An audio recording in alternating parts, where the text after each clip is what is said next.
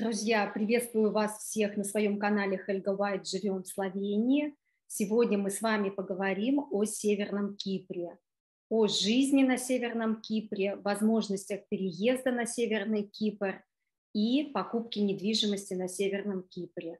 К нам сейчас в эфир присоединится специалист, зовут ее Юлия Голубь.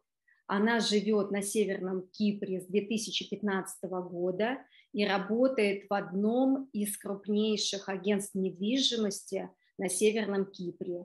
Юлия расскажет нам о жизни, возможностях переезда и покупки недвижимости. Юлия, добрый день. Юлия, я вас представила как специалиста недвижимости по переезду на Северный Кипр. Да, хорошо. Буду рада быть полезной.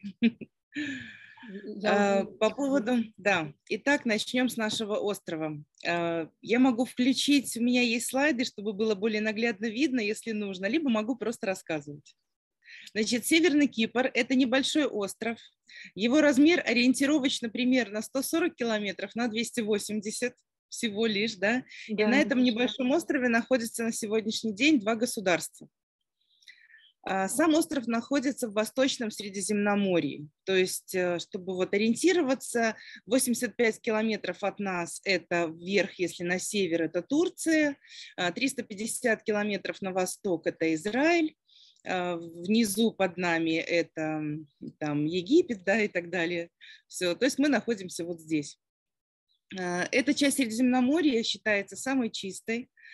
Даже здесь есть пляжи, на которые приплывают редкие, занесенные в Красную книгу черепахи, которые размножаются только в очень чистой воде. И у нас они здесь вот приплывают. И потом целое событие на Кипре, когда черепашата вылазят из этих засыпанных кладок. Как я уже говорила, остров делится на две части. Верхняя часть острова – это и есть Северный Кипр. Образовалась эта страна в 1974 году, был политический конфликт, который закончился, и таким образом получилось разделение острова на два государства. Верхняя часть – это Северный Кипр, если полное ее название – это Турецкая республика Северный Кипр. Это самостоятельное государство со своим президентом, парламентом и так далее. Так как остров раньше был британской колонией, в наследство нам осталась британская система образования, британская система права, праворульные машины и левостороннее движение, то есть как в Англии.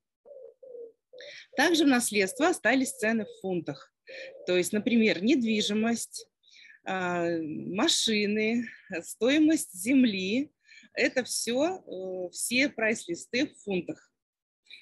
При том, что валюта страны – это турецкая лира, и если мы зайдем в супермаркет, то цены на продукты везде будут в турецкой лире, как на бензин на заправках, да, там какая-то мебель в магазине, все остальное будет в турецких лирах, но вот недвижимость, автомобили, земля в фунтах. Вообще на Кипре в ходу 4 валюты, и наличной валютой либо с карты вы можете рассчитаться практически в любом месте, даже на рынке. Вы можете рассчитаться картой, у продавцов есть терминалы. Итак, какие валюты? Турецкая лира, американский доллар, евро и английский фунт стерлингов. То есть, придя в супермаркет, набрав корзину, например, продуктов, у вас будет счет на кассе в турецкой лире, вы можете дать наличный евро, кассир посчитает, и если там нужна сдача, даст вам сдачу в турецкой лире, причем это будет по хорошему курсу, никаких там спекулятивных непонятных вот этих дел, ничего этого не будет. Точно так же можно рассчитаться английским фунтом наличным, либо долларом. Нет проблем. И так в любой кассе любого магазина. И точно так же в кафе и в ресторанах. А въезд на Северный Кипр, какие условия въезда для граждан, например, России или стран СНГ? Как люди обычно въезжают на Северный Кипр? Каким путем? Значит, тут несколько моментов. Первый, например, касательно виз. Северный Кипр абсолютно безвизовая страна. Поэтому, а так как прилететь на Северный Кипр напрямую можно только с территории Турции, то тогда, соответственно, какие правила въезда в Турцию у конкретного человека. Допустим, если это россияне, либо белорусы, либо Украина, да, то есть у них безвизовый въезд в Турцию, либо другие страны, по-моему, Казахстан тоже сюда относится, у них безвизовый въезд в Турцию, значит, соответственно, у них визы нет. Если какая-то европейская страна, у них есть какие-то ограничения по въезду в Турцию, тогда нужно дополнительно получить турецкую визу. Но у европейцев большое преимущество в том, что они могут лететь через Ларнаку, так как это греческая часть, Ларнака и Пафос. Находятся два аэропорта на южной части острова. Они могут без проблем прилететь туда, летают и лоукостеры, и обычные авиакомпании. Все, если мы говорим о туре, то, естественно, мы встречаем в этом аэропорту человека и привозим сюда на Северный Кипр. Нет никакой проблемы с пересечением границ. То есть европейцам в таком случае не нужна виза, или они какую-то визу получают на въезде?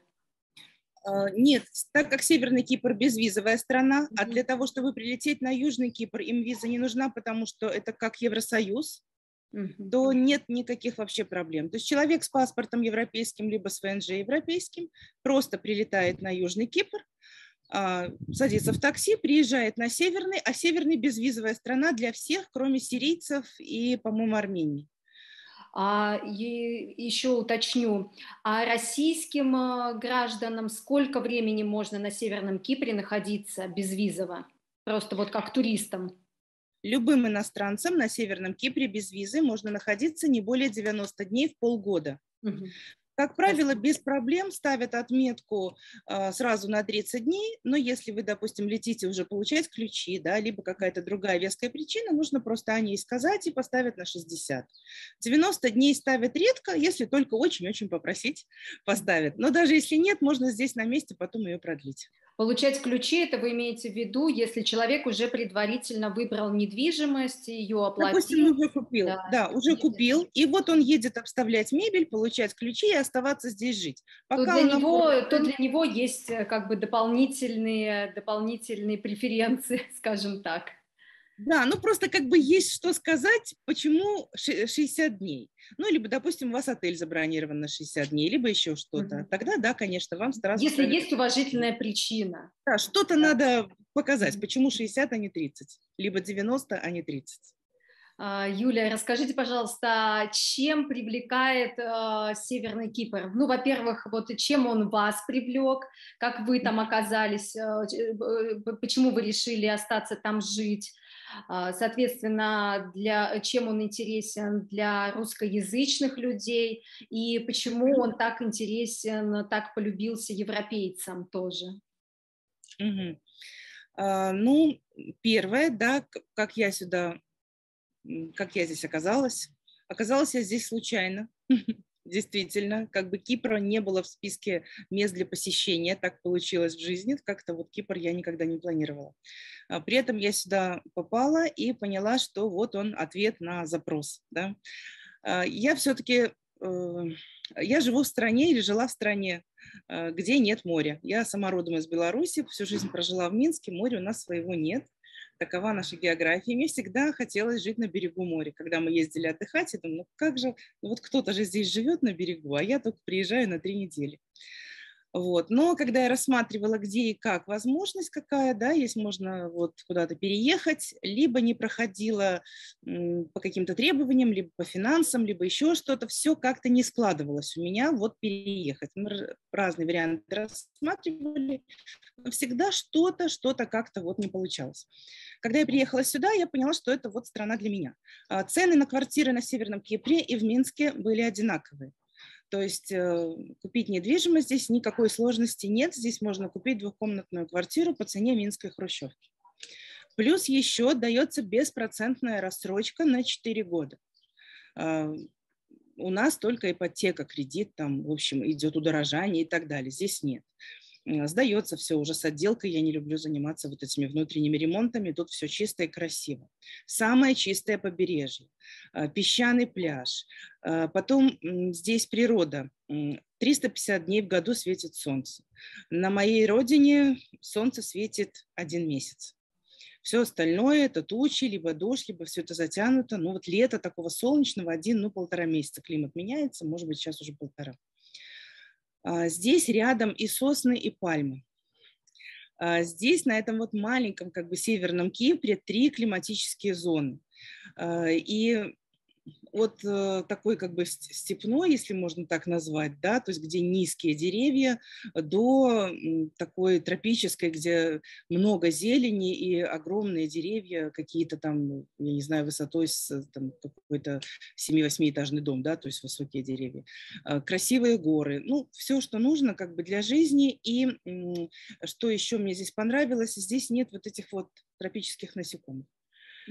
Вот есть же остров Бали, там какие-то, да, вот эти все азиатские острова, они потрясающе красивые, но там живут какие-то непонятные насекомые, которых я боюсь. Здесь самый такой страшный зверь – это комар. Правильно, я еще вот изучала тему Северного Кипра и поняла, что европейцев также помимо приятных цен на недвижимость, еще и приятные цены, вообще приятные цены в магазинах дешевле, чем в Европе, цены на продукты. Как вот? Да, здесь как-то кризис такой сильно не коснулся, здесь его как такового нет. Цены, вот я живу здесь 7-й год, если пересчитать цены в евро, то фактически цены в евро не поменялись, если мы говорим про продукт, кроме топлива. Вот цена на бензин за последний месяц она поднялась. Она чуть больше евро сейчас за литр. Все остальное, если мы берем продукты питания обычные, которые мы покупаем каждый день, в валютном эквиваленте они не поменялись. У лиры есть некая инфляция, цена в лирах растет, но в валюте она осталась такая же. Потом это государство островное, но оно светское. Во-первых, здесь 80% живет людей с высшим образованием, так сложилось. Здесь нет никакого, ну, как сказать, ну, вот все говорят, что это мусульманская страна, да, и вот некоторых это смущает. А здесь я бы сказала, да, это страна мусульманская, но здесь празднуется и католическое Рождество, и православное, и все мусульманские праздники. И здесь живут люди с 80 стран мира. Там мультикультурное общество. Да, да, и настолько доброжелательное, хорошее отношение как местных жителей к нам, мы, с какой бы страны мы ни были, мы иммигранты здесь. Поэтому местных жителей к нам, к иммигрантам, хорошие отношения. И за счет вот этой здоровой, хорошей обстановки и отношения друг друга нас, да, совсем другое, какое-то доброе, хорошее, мы тут все друг другу рады. А я живу в районе, где русскоязычное население вообще очень много, почти половина. Ну, как-то здесь очень хорошая обстановка, и здесь нету таких вот каких-то неприятных вещей, которые сейчас бывают, когда человек русскоязычный, да, так сложилась сейчас история. Дискриминации нет. Да, здесь нет, вообще нет, вот ни разу нет. И меня это очень радует. Ни со стороны государства, ни со стороны местных жителей, ни даже вот люди друг с другом. Все как-то здесь очень... очень лояльно. Мне это очень понравилось. А правильно я поняла, что на Северном Кипре свободно разговаривают как на турецком, так и на английском языках? То есть это страна двуязычная? Оба языка считаются государственными. 2 государственных языка, турецкий и английский. Если мы говорим об изучении языка, то, например, дети в 5 лет идут в школу. Обучение здесь по, как сказать, не по правилам, по программе, наверное, по программе Монтессори. Они первые 5 лет учатся, если мы говорим государственная школа муниципальная, бесплатная, значит, они учатся на турецком языке и очень мощно так изучают английский. С 6 класса все предметы преподаются только на английском языке. Получается, что ребенок растет с знанием турецкого и английского языка, оба языка ему как родные. А недвижимость иностранец может покупать на физическое лицо? Независимо европеец или человек русскоязычный стран бывшего Советского Союза тоже могут покупать все на физическое лицо. Да, каждый иностранец, который сюда прилетел, он может приобрести недвижимость. Условия для всех одинаковые. Не более 4 единиц недвижимости на одного человека можно иметь одновременно. То есть если что-то вы продали, приобрели другое. Никаких дискриминаций по гражданству, по происхождению или национальности здесь нет.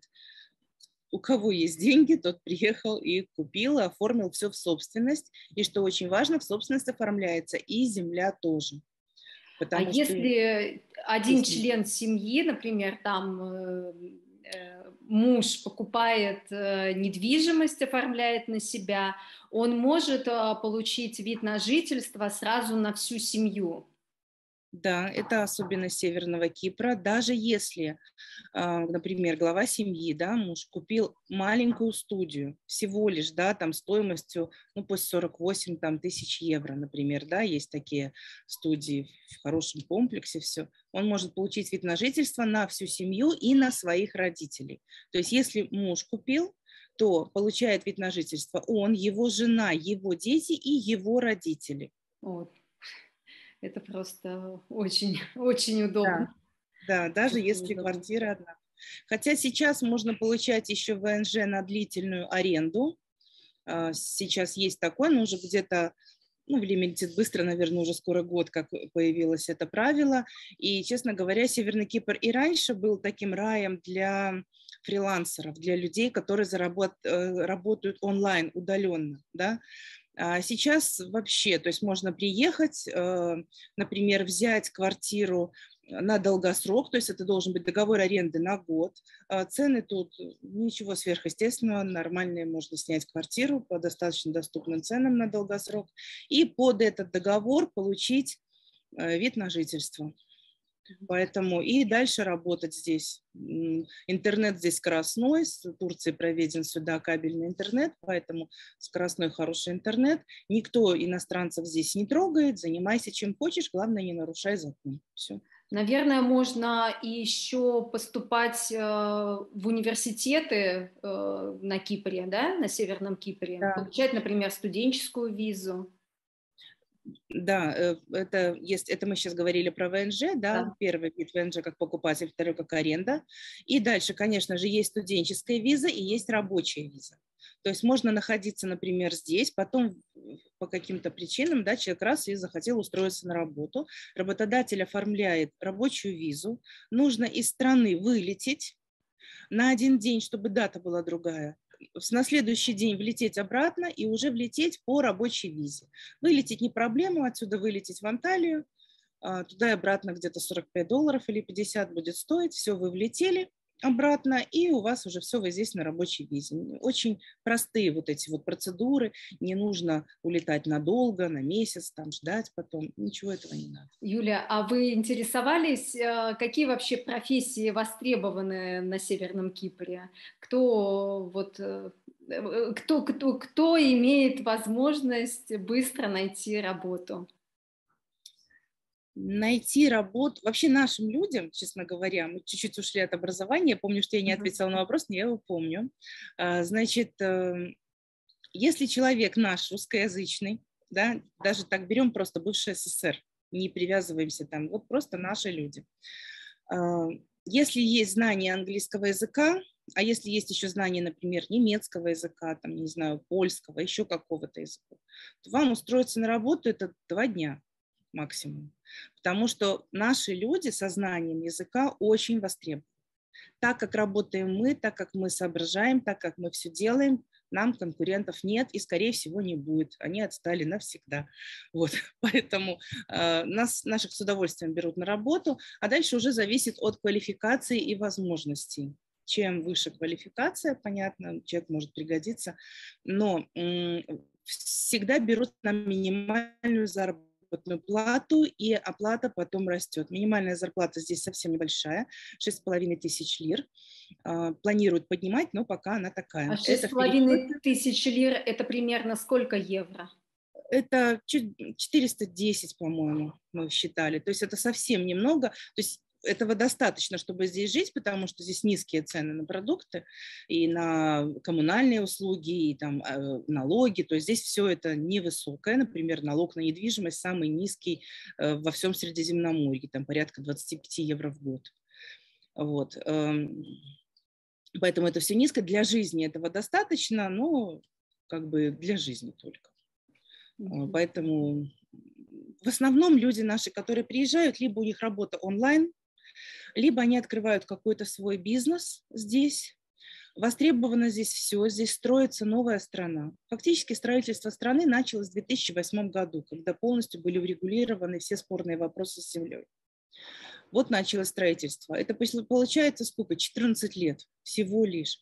Когда я прилетела сюда в 2015 году, здесь не было интернета. Интернет был только в офисе компании. Вот насколько все это, да, насколько быстро это все развивается, и вообще вот что было еще буквально здесь 7 лет назад.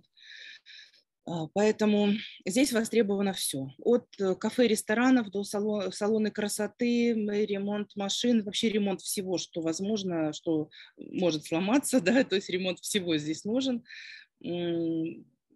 Аренда машин, ну, короче, я не знаю, здесь строят апарт-отели, все востребовано. Например, сейчас здесь все сдано. Вот сейчас найти аренду в нашем регионе практически нереально. Все сдано до начала октября. А что вы хотели еще по образованию добавить? По образованию, да, вы спросили, и мы как-то отвлеклись. На территории Северного Кипра находится 18 международно признанных университетов. Обучение на английском языке, факультеты, специальности, все вообще, которые в мире существуют. Есть университет, например, в Никосии, где обучаются именно профессиям таким, как химик, физик, да, там генетика и так далее. Есть очень крупный университет на западном побережье Северного Кипра, город Левки, там IT и инженерные специальности. Вот, например, Международный Средиземноморский университет, который находится в городе Фомагуста, у меня сейчас в нем учится моя дочка, он очень известный университет, тоже дипломы признаны во всем мире, и там 39 факультетов. Там вообще все от менеджмента до медицинских факультетов. То есть 39 специальностей. В нем учатся 20 тысяч студентов сейчас, вот одновременно 20 тысяч студентов в нем обучается. Это город в городе. Поэтому образование на высоком уровне, хорошее, и 18 университетов крупных, получается, что порядка 150 тысяч человек на острове – это студенты. Здесь очень классная молодежная обстановка, студентов очень много. Это при том, что всего на острове 440 тысяч человек, из них 150 тысяч – это студенты. А образование для иностранцев платное? Есть платное, есть бесплатное. Можно получить грант. Можно учиться бесплатно. Такие условия, например, представляет в городе Гирне. Есть американский университет ГАУ. Там, если высокий балл английского языка, можно учиться бесплатно. То есть для умных есть возможность. Да. Для умных и способных. Да, для способных, но, например, вот ребенок приезжает, у него нет хорошей базы английского языка. Ну вот нет. В любом случае он сдает экзамен, и, допустим, он не набрал нужное количество баллов для того, чтобы ему дали на изучение предметы. Он все равно зачисляется студентом университета, он учится. Просто первый год он учит английский язык. Ну, сначала первый семестр, там с октября по февраль, он заново сдает тест. Если у него балл уже такой, что можно дать ему предметы, значит, со второго семестра он уже учится с предметами. Нет. Он второй семестр продолжает изучать английский язык, но у него студенческая виза, он является студентом этого университета, просто учит только английский язык. А школы? Школы с 5 лет здесь. Есть муниципальные школы, есть частные школы и есть британская школа, в которой точно такое же образование дается и диплом, как британская школа в Лондоне, только стоит она там в 4 или сколько раз в 5 дешевле. А диплом точно такой же. То есть вот многие хотят отдать детей непременно в британскую школу, потому что диплом этой школы потом дает право поступать в очень престижные вузы, да, допустим, американские или английские, там, или еще какие-либо. Вот у нас здесь тоже находится такая британская школа, только обучение там не 30 тысяч фунтов, например, в год, а 8 тысяч фунтов в год. А все остальное, диплом, все остальное то же самое. От образования перейдем плавно к медицине. Хотела еще спросить, как с медициной? Иностранцу наверняка нужно оформлять страховку медицинскую. Страховка, есть обязательная страховка, которую нужно купить при оформлении ВНЖ. Неважно, как собственник вы получаете ВНЖ, либо по аренде, либо студенческая виза, она все равно оплачивается. Но она очень дешевая, она стоит всего лишь $50 в год. Платится один раз. Да, ну ничего. Но она, правда, и дает только помощь по скорой помощи. Там она только покрывает расходы, да, только экстренные. В основном мы все, вот если мне нужно, то я просто обращаюсь в платный госпиталь. Там в платных госпиталях, во-первых, есть очень хороший сервис, там есть сотрудник, который говорит на русском языке, и он ходит с вами по врачам и переводит. Вот, это очень удобно. То есть вы платите каждый раз отдельно свое обращение? Да, но так как здесь очень низкие цены, мне сложно сравнивать с европейскими, да, я просто не знаю цифры, но, например, здесь обращение к врачу, причем вы платите за обращение к врачу, сюда входит обращение к врачу, его там, допустим, обследование, какие-то рекомендации, и когда вы повторно к нему приходите, это тоже уже входит в стоимость этого обращения. Но здесь цена ровно в 2 раза дешевле, чем в Минске. То есть это получается совсем другая система, не та, к которой мы привыкли в Европе. То есть вам не нужно выбирать своего постоянного врача, вот к которому вы постоянно обращаетесь, к терапевту. Нет. То есть вы приходите в госпиталь, и кто сейчас на данный момент может вас принять, тот вас и принимает. Правильно я поняла? Ну вот когда мне нужно было обратиться, я просто спросила в госпитале, какой терапевт у вас самый хороший. Ага. Мне порекомендовали. Либо по рекомендации. Да, я к нему обратилась, мы с ним, допустим, пообщались, вот, и потом в следующий раз я поехала уже в другой госпиталь, то есть у меня нет к нему претензий, просто мне нужен был специалист еще с более узкой, да, специализацией. И я дальше уже поехала в Левкошу, то есть там мне тоже порекомендовали врача. Врачи здесь очень квалифицированные. Например, маме здесь в 2020 году осенью делали экстренную операцию. Вот, и за обследование, полостную операцию, послеоперационный уход, и еще 3 раза мы обращались потом к врачу, и снятие швов, и, короче, все на свете. И я с ней вместе была в больнице, у меня было мое спальное место в палате и 3-разовое горячее питание для меня, и при этом мне ничего не нужно было делать, просто сидеть с ней рядом. Я за все заплатила $1000. Ну, это да, это сколько я наговорила, да, недорого. это очень недорого, и при этом это все на таком высоком уровне, и операционная, и палаты, и препараты, и квалификация врачей, и послеоперационная, как все это шел период, высокий уровень. Онкологический центр здесь очень крутой, сюда приезжают, здесь точно такое же лечение, как в Израиле. Здесь много приезжает людей лечить онкологию, просто оно в 3 раза дешевле, чем в Израиле, а все остальное такое же. Оборудование, там, препараты, специалисты.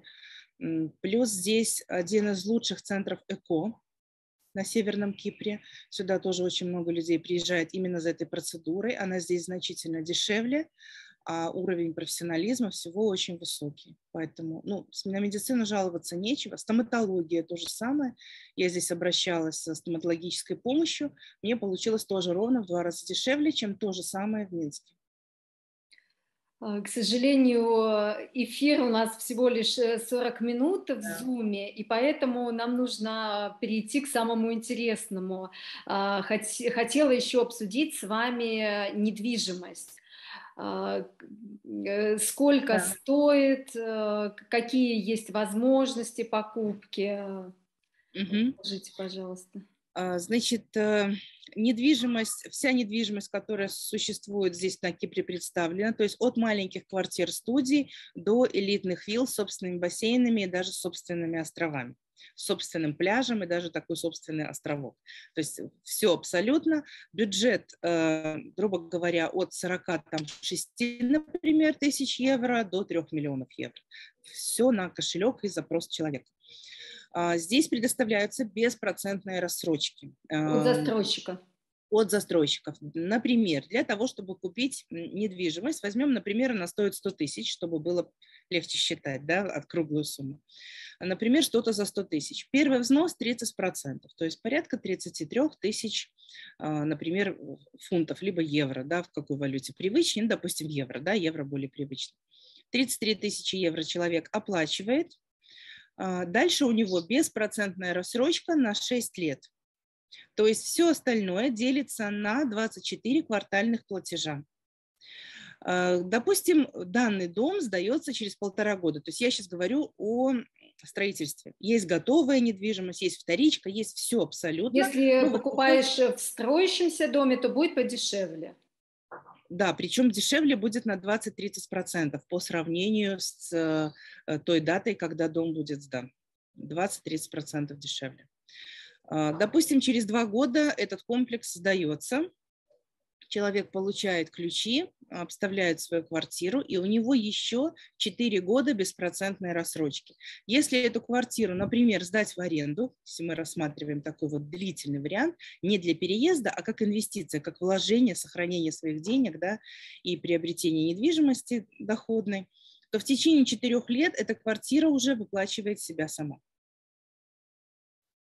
Просто сдачей в аренду практически полностью квартира гасит свою стоимость. И дальше у вас есть квартира, которая уже за это время подорожала более чем наполовину. Если брать, например, то, что было сдано в 2019 году, то это в 2 раза выросли цены уже сейчас. И дальше она продолжает зарабатывать, то есть, фактически она вам обошлась примерно в половину ее стоимости. Юля, и вы устраиваете туры, да, по недвижимости, да. посмотреть, не только туры по недвижимости, но и ознакомительные туры вообще по жизни, да, вот. Да, мы проводим инфотур, мы его так и называем, инфотур, потому что, ну, допустим, человек первый раз прилетел на Кипр, как, да, сориентироваться и понять, оно, не оно, поэтому, естественно, ну, заранее мы разговариваем, чтобы нам максимально хорошую программу подобрать вот конкретно этому человеку, либо этой семье под запрос. Когда человек прилетает, что нужно для тура? Покупает семья, либо человек покупает билет на самолет туда и обратно. Нам нужна фотография паспорта и рейсы, чтобы мы могли встретить. Мы встречаем в аэропорту, это бесплатно. Селим в апартаменты компании-застройщика. Очень удобные, хорошие апартаменты с техникой, с бельем, там, не знаю, с полотенцами, совсем. То есть как нам в гостинице. Да, как в отель, только апарт-отель. То есть это квартира со своей кухней. И у нас, например, есть 3-4 дня, мы с утра до вечера где-то ездим. Помимо того, что мы смотрим объекты, квартиры, знакомимся с компанией-застройщиками, рассчитываем различные планы платежей по тому, что интересует, мы еще показываем остров, мы съездим в горы, мы съездим в самые интересные кафе и рестораны, где готовят вкусную средиземноморскую кухню, здесь же свежая рыба, кальмары, креветки, то есть все, зелени очень много. Съездим обязательно в старый город, покажем историю, потому что у Кипра очень древняя история. Первое упоминание Кипра еще на египетских фресках, да, первое упоминание об острове Кипр, он когда-то был египетским островом, вот, поэтому упоминание о нем. Поэтому история здесь большая, красивая, и здесь очень хорошая энергетика. Не зря Афродита тут вышла из моря на берегу именно Кипра, да, поэтому, ну, атмосфера здесь особая, и даже вот проработав как бы и прожив здесь много лет, даже есть такой момент, что вот кого-то Кипр принимает, а кого-то нет. Вот мы совсем недавно разговаривали. Как и любая страна, да. Да, вот кого-то принял, да, а кого-то нет. Вот кто-то приезжает и прям все, как вот родное, а кто-то и что-то хочет, и вот что-то все никак, и в результате человек там, например, отказывается от этой идеи, да. Вот, ну вот не принял, даже вот наблюдаешь со стороны, думаешь, как так бывает. Ну вот есть какие-то силы, которых мы никак на них влиять не можем. Потом сюда, например, приезжают люди, которые занимаются энергетикой. Остров Кипр, он образовался 2 миллиона лет назад в результате сильного землетрясения и смещения тектонических плит. И здесь есть место, это район СНТП, северная часть острова, как раз, где тектонические плиты выходят на поверхность. То есть вот эта материнская плита Земли, она так поднялась, что вышла на поверхность, и вот когда отлив, по ней можно ходить. Приезжают люди, которые занимаются медитациями, которые занимаются йогой, прямо туры туда есть, они приезжают, их там может быть 8, может быть 15 человек, они на этих плитах сидят, медитируют, как-то там напитываются энергиями, в общем, все в один голос говорят, что там очень сильное, хорошее место, такое оздоравливает и все такое, в общем, вот даже вот такой вот есть момент, да. Потом у нас сезон пляжный с апреля по ноябрь. С апреля по ноябрь мы купаемся. Здесь тепло, море теплое, чистое. Можно купаться ночью. Нет такого, что солнце село, и какие-то там ежи, какие-то там бяки вылазят и могут укусить там или что-то такое, да, вот как в Египте, например, уже не пускают воду или еще в каких-то странах. Здесь мы идем в 10 вечера купаться летом, вода 33 градуса, и можем купаться до часу ночи абсолютно безопасно. Пологий вход, чистейший песок, вода как будто из-под крана налили вот в море, настолько прозрачная и чистая. Вот это здорово. Тепло. Зимой самый холодный день 15 градусов. Вот это прям вот холодно. Солнце прячется, там 12 будет градусов. То есть вот такая вот температура. Сосны. Это остров постоянно цветущий. Минуса здесь никогда не бывает, поэтому ничего не замерзает, и цветы цветут круглый год. Постоянно меняется цвет. То красный все цветет красным, то меняется это все на белое, то на желтое. В общем, Кипр зеленый, красивый. Здесь апельсины, мандарины. Сейчас клубничный сезон, клубника каких-то неприлично огромных размеров, вкусная, с таким запахом. Я такую клубнику ела последний раз в детстве, когда у бабушки моей, когда еще была моя бабушка, и у бабушки была дача, и я с грядки рвала клубнику, она была сладкая и невероятно пахла. Вот такая клубника растет здесь на Кипре. Больше я ее, такой клубники нигде, ни в какой стране не покупала и не видела. Она почему-то была вся без запаха и без вкуса. А тут ее можно есть без ничего. Ну, в общем, не знаю, для меня какой-то райский остров. Спасибо, Юля, за подробный разговор. В заключение я хочу обратиться к своим зрителям. Друзья, если вас заинтересовал переезд на Северный Кипр, или вы заинтересовались покупкой недвижимости на Северном Кипре, то пишите, пожалуйста, мне в мой личный Инстаграм, вы его всегда найдете на моем YouTube-канале. Я обязательно дам вам контакт Юлии. Юлия расскажет и подберет для вас индивидуальную программу переезда, ознакомительный тур сможет организовать. И, кстати, что очень немаловажно сейчас в нынешней ситуации, Юлия сможет вам подсказать, как вам вложить деньги, российские деньги, вложить в недвижимость Северного Кипра. Она знает эти возможности. Правильно я, Юля, говорю? Да, все правильно, потому что столкнулись наши российские клиенты сейчас с большой проблемой, что невозможно сделать оплату. Мы решили эти вопросы, вот, и все сейчас возможно, и новые клиенты тоже сейчас поехали, и все получается, все в порядке, так что не волнуйтесь, вы можете использовать свои российские рубли и купить здесь за валюту недвижимость на Кипре. Все вопросы решаемы. Поэтому Северный Кипр остается тоже очень хорошей возможностью для переезда. И также хочу обратиться к своим славянским подписчикам. Тоже, друзья, задумайтесь о вложении средств в Северный Кипр. Возможно, вы об этом не думали, не знали, но вот у вас есть хорошая возможность съездить в ознакомительный тур и подобрать недвижимость. Да, добро пожаловать, тем более с Европы у нас столько сейчас здесь гостей, очень много из Германии, из Норвегии, Чехии, Польша, со Словении есть здесь клиенты, просто они сейчас уже улетели домой, поэтому добро пожаловать у нас из Италии.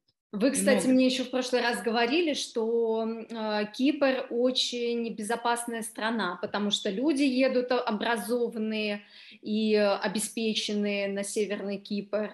Да, я думаю, что местный менталитет, вот местные киприоты, у них никогда не закрываются дома. То есть это было изначально, все, кто приезжают, как-то поддерживают этот менталитет. И что еще важный такой момент, у нас здесь нет беженцев ни из какой страны. То есть страна не включает никаких социальных программ, поэтому сюда едут люди, те, у кого есть деньги здесь жить, покупать недвижимость, бизнесмены, предприниматели, ну, какой-то вот Программисты, программисты наверняка. да, да, программисты. Вот сейчас айтишников приехало очень много, целая компания из Беларуси, они здесь работают. Здесь нулевая практически преступность. Ну, понятно, что что-то где-то чуть-чуть процент есть, но мы входим в 5 безопасных стран. Простой такой пример. Я никогда не закрываю машину. Если я приехала куда-то, например, в магазин, я оставляю включенный кондиционер, двигатель, ключи в зажигании и пошла в магазин, чтобы машина была, не нагревалась, да, допустим, если это жаркий какой-то период.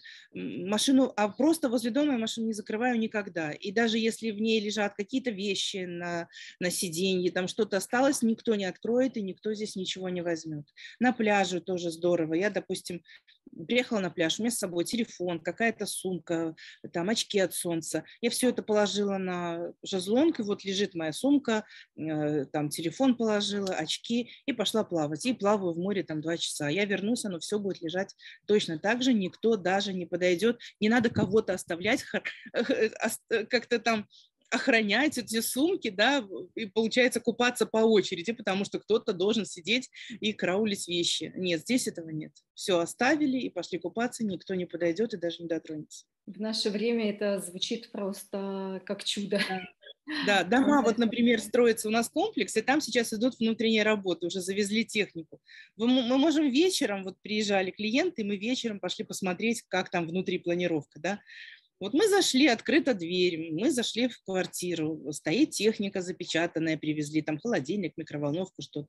Стоит техника, какая-то плитка, еще что-то. Мы прошли, посмотрели, как выглядят комнаты, все и вышли. И вот оно вот так все стоит, все открыто, потому что все чувствуют здесь себя безопасно, ничего прятать ни от кого не нужно.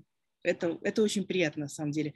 Телефон можно забыть в ресторане, вернетесь, он лежит. Кошелек можно оставить, там, если что-то вдруг. Вы вернетесь, и вам его отдадут. Отлично. Юлия, спасибо большое за такой подробный, интересный разговор. Друзья, обращаюсь к вам, не забывайте, пожалуйста, ставить лайки, чтобы как можно больше людей смогли увидеть это видео. И оставляйте свои комментарии, задавайте вопросы. Я всегда рада видеть, читать и отвечать на ваши комментарии. Будем прощаться, Юлия. Да, к сожалению, спасибо. Я очень рада была быть полезной. Да. Надеюсь, увидимся. И приглашаю вас, жду вас на Северном Кипре. Да, я сама очень захотела приехать. Вот. Ну все, счастливо, до новых Всего встреч. доброго. Ага, до Всего свидания. доброго. Хорошего времени.